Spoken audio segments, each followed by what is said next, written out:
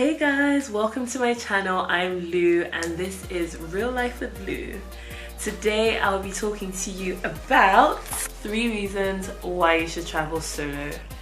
Now guys, I have just come back from the most amazing trip. I managed to get to San Diego, Miami, the Dominican Republic, New York, and I did this all by myself. Granted, I did know a couple of people in a couple of spots. So in San Diego, I visited family.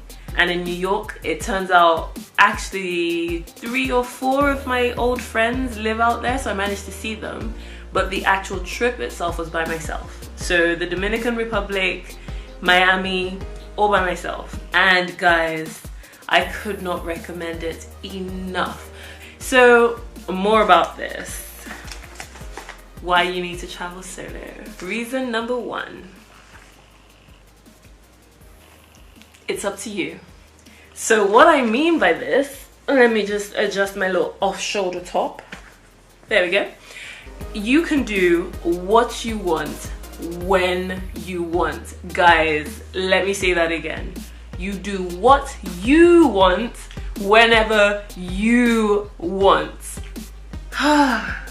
I'm sure we've all been there. Like, girls' trips are fun. Trips with bae, fun. I mean, vacations, totes fun. Family trips, totes fun. However, there is something about doing exactly what you want to do when you want to do it that just cannot be compared. No more, oh, let's go back to this shopping center for the 10 millionth time. No more, oh, let's go to this like exhibition on like rhinos. I mean, I'm sure rhinos are great. Personally, not my cup of tea. Speaking of cups of tea, actually, I'm getting thirsty, guys. What was I saying? So, while I sip my tea, guys, the freedom that you get, the freedom of just doing what you want when you want, it just cannot compare. And like sometimes on holiday, I mean, now that I blog, I do make an active effort to see certain things just because I think it would be nice to include them in the post depending on what I'm writing about. But if I wake up and I decide I don't want to leave my hotel till 3 p.m, I can do that. There's no one sort of sighing and rolling their eyes or getting upset. There's none of that. And if I do decide I want to walk, so like in New York, I was walking probably on average 20k a day, which for some people is nothing. For me, that was quite a big deal. Some people might think that's fine. I mean, if you made me walk much more than that, I would not be happy. But I know a lot of people wouldn't want to walk for that long, or their feet might hurt, or their back might hurt. And just not having, I could just do what I wanted. I could get up and just go see this museum or go get brunch somewhere. There's a freedom that traveling solo just gives you, and I have to say, at least once in your life, I would absolutely recommend it. Reason number 2, you learn about yourself. So, guys, without going into too much detail, I mean, maybe I'll do another video on it. I'll sort of see how I feel. The last few months for me have been sort of crazy. There's been a lot going on. I mean, everyone has their problems. Things happen. Life is life.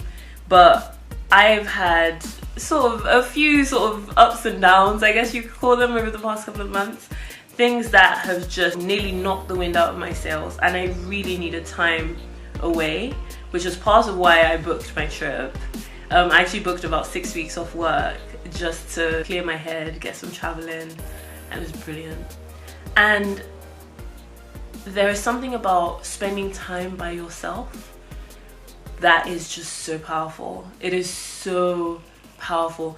You almost have to stop and think, how well do you know yourself? Even if you think, you know, like I'm quite introspective, so I do think about my life, I think about me. I guess I'm, whether introspective or selfish, I do think a lot about, you know, my good points, my bad points, what I need to develop, how I want to be better, what I can change, what I should keep, all of that.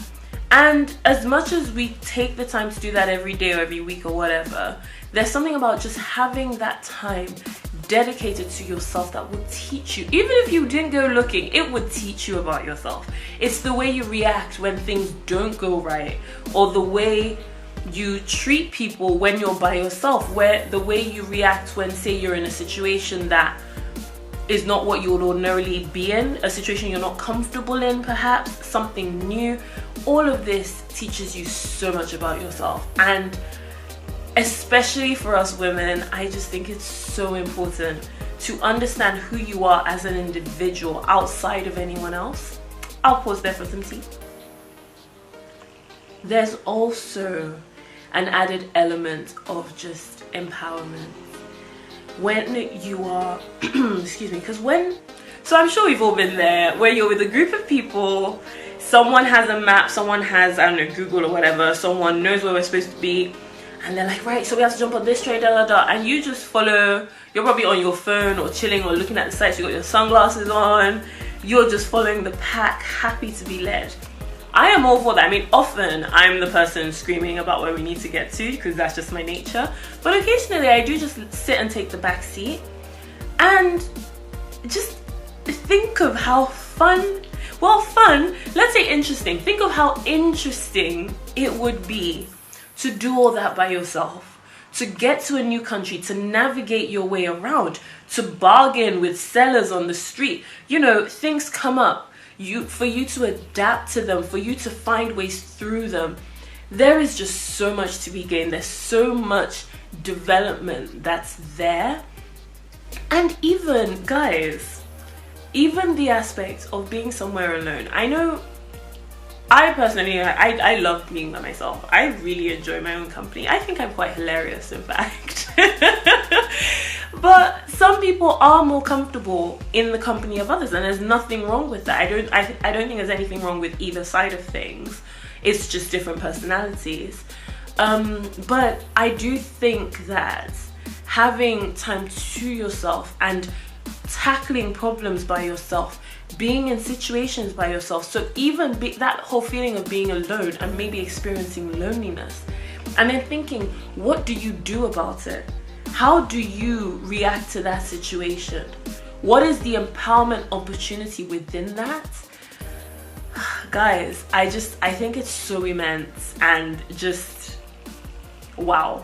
It's, you know, all I can say is wow. So this is a point especially that you need to let me know. There are people, I'm sure there's so many people who maybe have been in a relationship all of their lives, like not all their lives. We're not born attached to someone else, but you know what I mean, like for say all their adult life they've been in a relationship and they're sort of inseparable, so they always do things with that person. There's nothing wrong with that, but think of what could be gained in stepping out of that to do things for you, to do things by yourself, for yourself. Guys, it is just so empowering. Anyway, so that's point 2. Point 3, get my fingers right, point 3 is, and this was my most difficult one because like I said, I'm rather introspective, I'm a bit of an introvert. Ooh. I'm like managing my tea with one hand, managing the notebook with the other. Point 3 is getting social. So I've called it getting social, but what I mean by that is sort of your general social skills. So, you know, I talked on the last point, I talked a bit about loneliness and dealing with that. And just because you go somewhere by yourself doesn't mean you need to stay by yourself. It's not like, it's not a nunnery or whatever. It's not, what was that thing? Covenant? Something like that. Do you guys remember in the Enid Blyton books? Like my brain was gone completely blank. Where they send you to Covenant?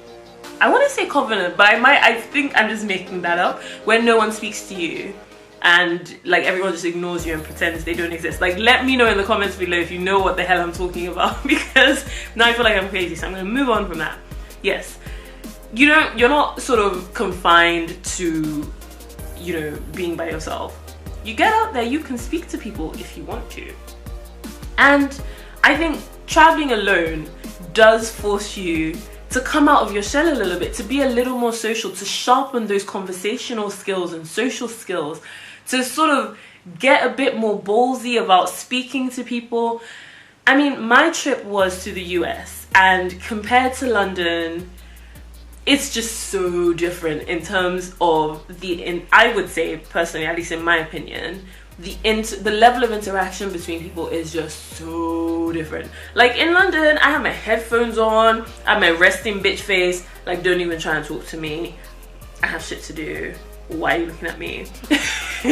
Like, and I know I'm not the only one. Whereas in the US, you already feel a bit like, you feel a bit silly with your headphones in, and like, because chances are someone's gonna talk to you and you're not gonna hear, and you have to be like, it's just orcs. But like, everyone's so friendly. So I mean, depending where you go as well. So I found places like Houston, oh my gosh, they're so friendly. So same thing in Miami, like, because so many, especially because I went Labor Day weekend, so there were so many people there from all over the US and other countries. And people just speak to you for no reason. They just come up and chat. And I mean, the first couple of times I went to the US, I was quite taken aback. So this time I was better prepared. I knew what happened, so I remained open-minded. And it's just so, I mean, I'm an extroverted introvert, I like to say.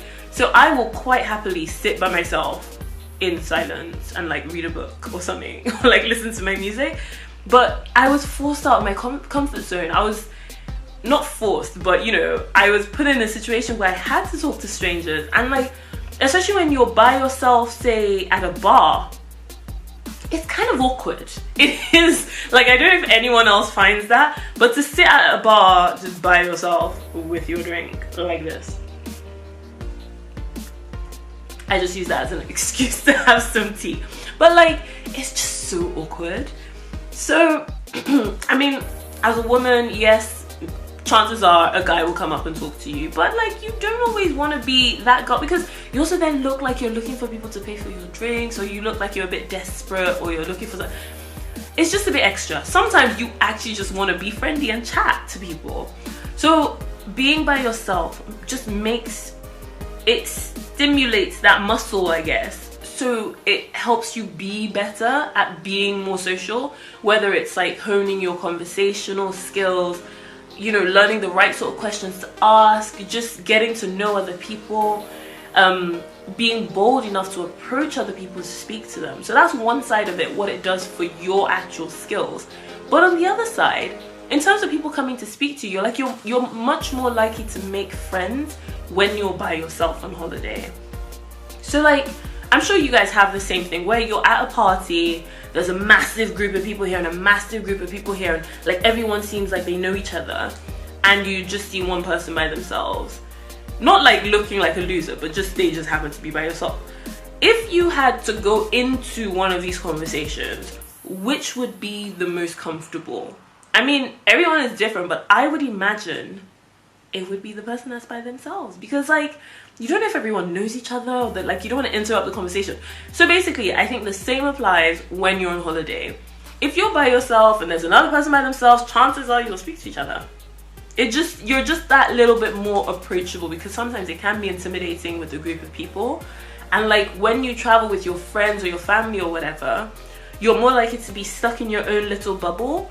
So while you may not have initially wanted to speak to anyone else, it means perhaps you don't get the chance to speak to locals or to experience a culture different to yours. So those are my 3 reasons why I think solo travel is just dope, and why you should travel solo. Let me know if you agree. Let me know if you have other points that I've missed. I'm sure there are a million other reasons. Those are just my top 3. Let me know in the comments below. Get involved, guys. If you like this video, let me know. Share it with your friends. Get it out there. I'm finally doing this YouTube thing, guys. Hit that subscribe button so you don't miss a thing. And I will speak to you guys soon. Back to my